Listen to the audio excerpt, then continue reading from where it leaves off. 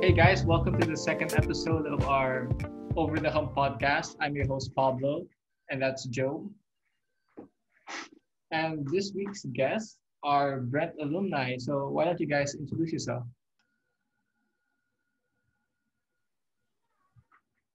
Well, I think you're muted. Gab, I think you're muted. Yeah. My bad. Yeah. Hi, I'm Gab. I graduated in 2017. 21. Yeah. Hey guys, I'm Jay. I also graduated in 2017 with this guy, and yeah, I'm also 21.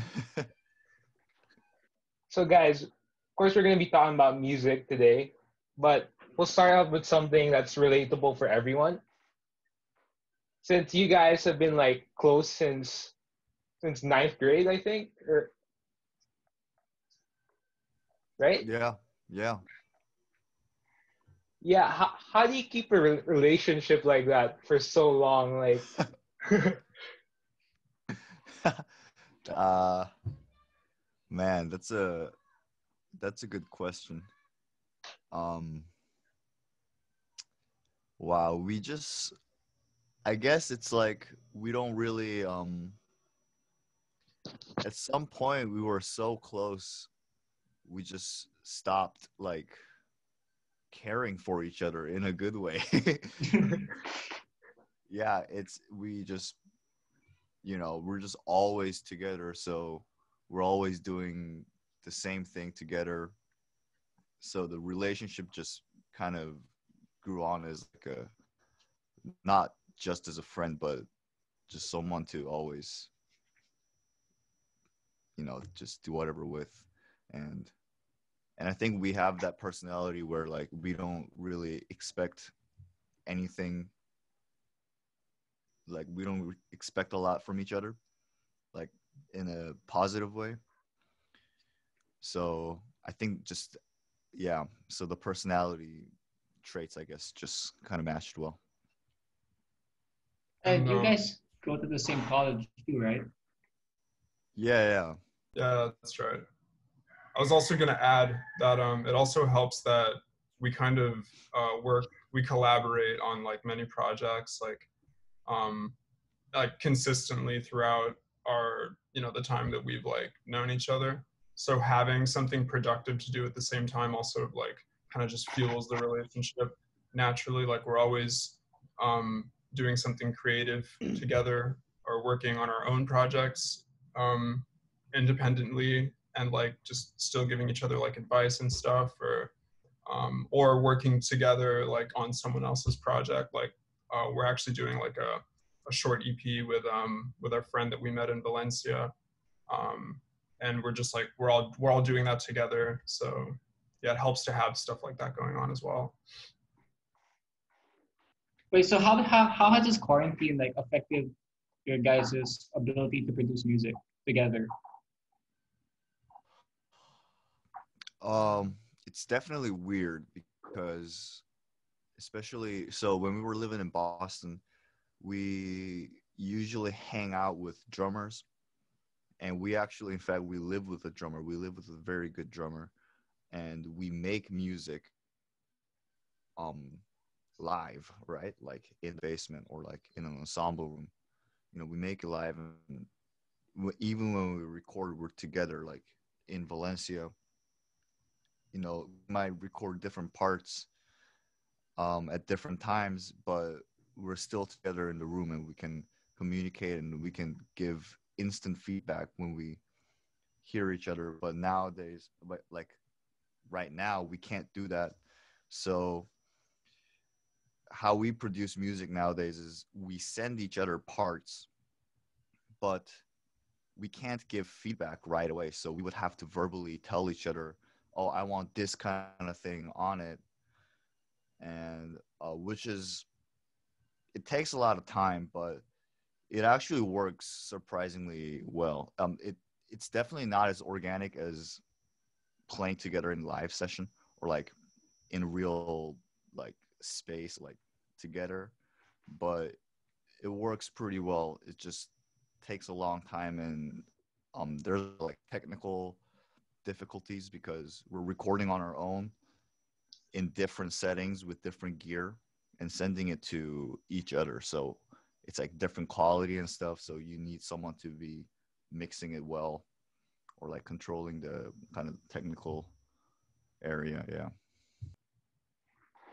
Well, it's been around a year, right, since you guys released something on Spotify, which where I listened to all of your tracks, and I have some downloaded that you personally like sent to me, and I've been listening to them recently to like to prepare for this actually. Uh, how do you how what do you guys think has changed like the most about how you make music from the time that you released your first album, right? The mixtape of Doom. Yeah. I don't know. Gab might want to answer that. Yeah, it's like, so I think at that time, like the music that we were, writing and recording and putting together kind of reflected what we were into. So like for the most part during high school, we were listening to a lot of rock, some funk, some like classic, some nice funk, some blues, and some like indie kind of sounds, you know? So that kind of reflected in our songwriting and in the stuff that we put out. But I think recently, well, we've kind of expanded that a little more, and we kind of like broadened the net of stuff we listen to. So our music kind of reflects that nowadays as well. And we haven't done anything, we haven't collaborated on something just both of us together. Like usually we kind of work together in a larger group or like with other people and kind of just support that sound. But like in all those projects, like the trio that we have with our roommate that Jay was talking about, who's a drummer, that was like, I think that reflects the kind of sound that we're going for nowadays, which is more like kind of just a spontaneous, free and open, just like just like a big open improvisation, instrumental. Yeah. I actually have something here. I had to find it. You guys remember this? Whoa. Yo, that's like, crazy, man. That's classic merch, man.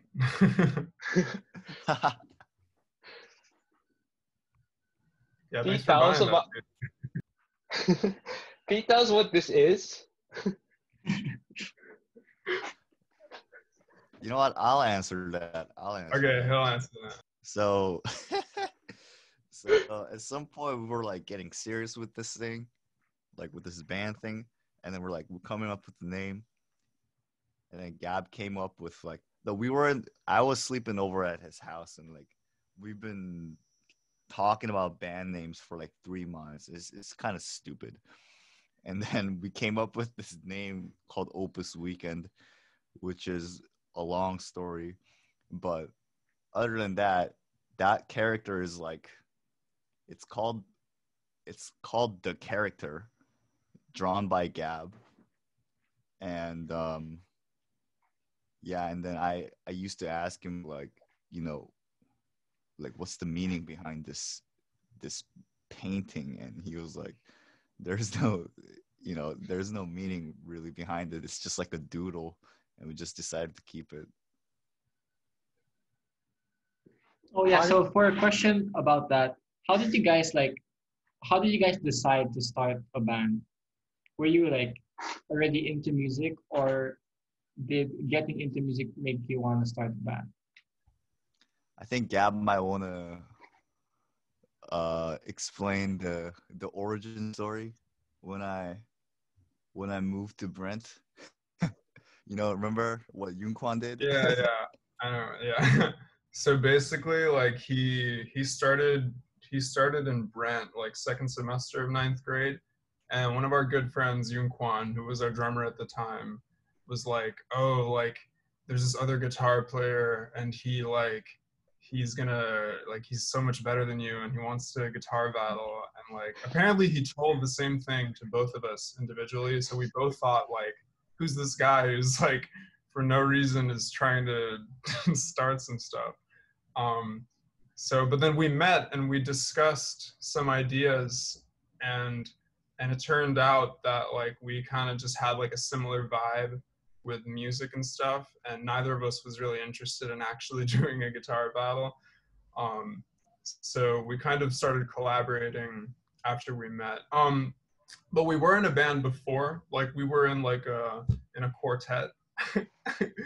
And but the music kind of was like not what we wanted to do. Like we kind of grew out of it, I'd say, and then we started our own project together, which became the band.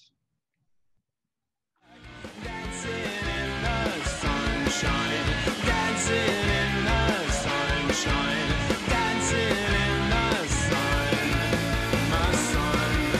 my girl, my son, my son.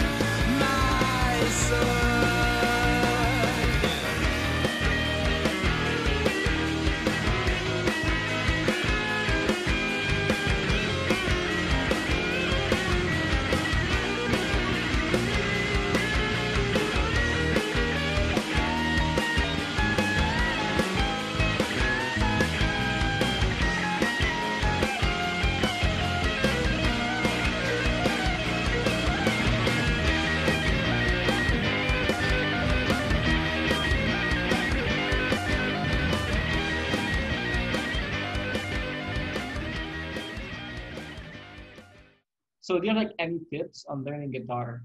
Because I want to improve my playing, obviously, to where I could improvise and solo. 100%. Oh, yeah. Um, yeah, I mean, but copying songs is great, you know, like, but more importantly, when you copy like other guitarists playing, you have to, I think it's important to like analyze why he's using it. So like a guitar player, like rock guitarist might play this lick, right, over this chord. And then you copy it, but then you also learn that, oh, he played this lick over this chord. So next time you play on another song and that chord comes out, right? And then you can just play that lick again and then it'll work. You know, that kind of thing, for example. Yeah, I've never thought about it that way. That's super interesting. Yeah. Thanks for that. Yeah, I was telling Pablo how wise you guys were when you were teaching. Like, Yeah, he was right. Thanks, man. Nah, man, we were pretty dumb, man. I remember in like 7th grade, you guys were seniors, I think. We were all at Legato, right? That's where I was learning how to play bass, and you guys were there helping out. And I came out of the elevator to go to like the room where we're supposed to practice in, and I remember seeing Jay by the stairs playing his guitar. He was like, "Come here." So I went to him, right? So he was like, "What are you gonna do in your future?" I was like, "I don't know." Jay was like, "You should be focusing on music, man. You've already put in so much work. It would be such a waste to work on something and not actually pursue it. So you have to commit." When did you guys always wanted to like do music as like a career? No, not always. I was definitely like, my main interest in life was like at that point of life was music, because it was just the most spontaneous thing I was doing in my life, and I wasn't like necessarily good at other things. But I was thinking about going into different, like I was go to college for different things, maybe like business or even history, like world history. And I really decided to do music as a career in like like 11th grade, probably. Like when I signed up for Berkeley, and yeah, and then I said maybe this can go somewhere. So I think it was around then. Yeah, but it was like, liking something a lot and choosing it as your career, I think, is two different things for sure. And yeah, basically. For sure. I would say like I kind of always liked music. I mean, as far back as I can remember, like in my old school and stuff, I was always listening to music. Um, but like, yeah, basically as far as a decision of like what I wanted to spend most of my time on for the rest of my life or for the following years, I guess. I kind of like figured that probably in ninth grade when we started kind of working together more seriously, I guess. Like we kind of just, as opposed to before when it was like kind of a hangout and whatever, and we were playing school shows, like I think after ninth grade we started doing like actual gigs in restaurants and stuff and the local bar scene. So that kind of made us think of it like a little more pragmatically and less of like, we're just hanging out doing this thing, but it's like, oh, now it's like a sort of serious thing. Not serious, but like it's kind of just like a more important thing, more of a priority. Um, but like yeah, basically. So overall, what would you say to someone who wants to pursue music for college? You just have to, like, if you want to do it, just make sure you really, really love it, because it's like it's super fun if you love, you know, if you love what you learn. But if you're doing it for any other reason than that, then like listen to more music and learn to like appreciate more music and like you'll have a good time. That's pretty much the only advice I would give. You don't need to study anything beforehand. Just like love the music and yeah. Yeah, pretty much. It's if you're trying to pursue music as a career, you gotta really love the music. And if you're doing it for like a different reason, then it's always gonna disappoint you at some point, and that's just sad. So, but I say it's good to practice before your auditions. Yeah, I, yeah, that's True, true. Yeah, that's that's very a important as that's a well. good Yeah. that's a good tip.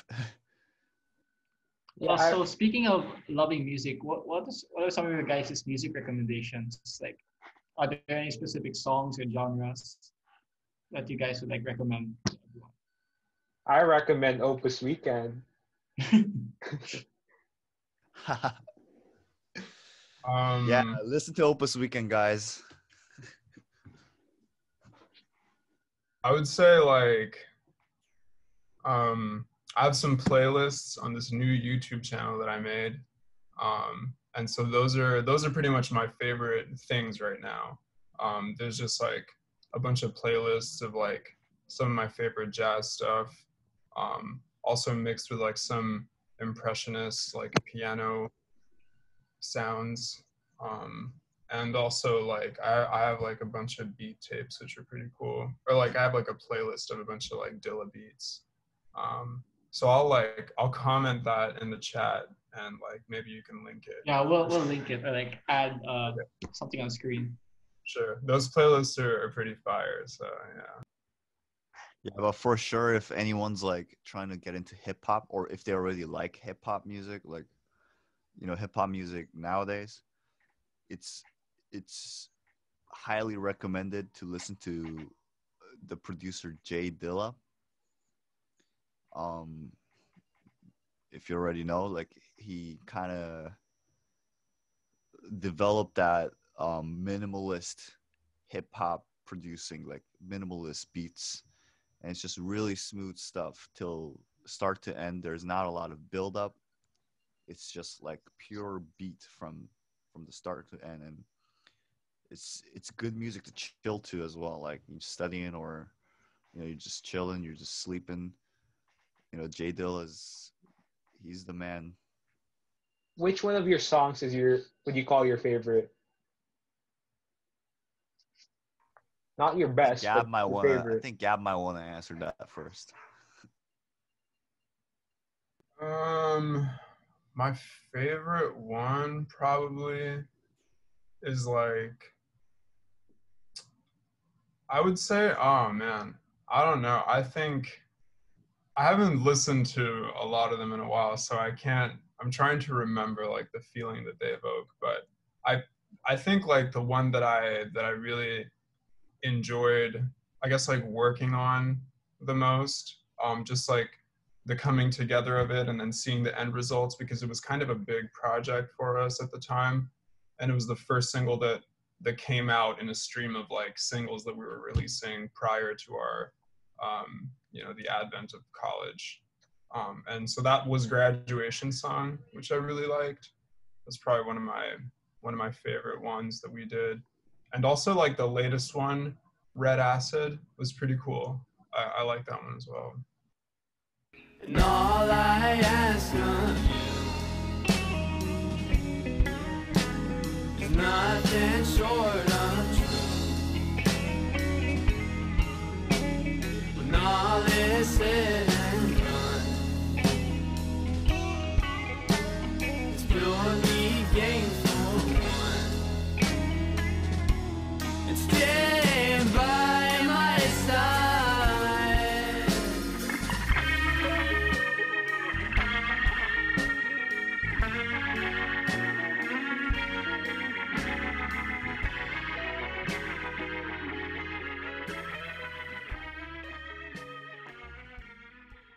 Speaking of creating songs, do you have any tips for making a song? Because I kind of want to make a song too.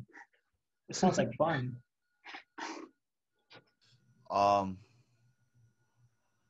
Man, it's just you just gotta write whatever sounds good to your ears. Really, just keep doing anything.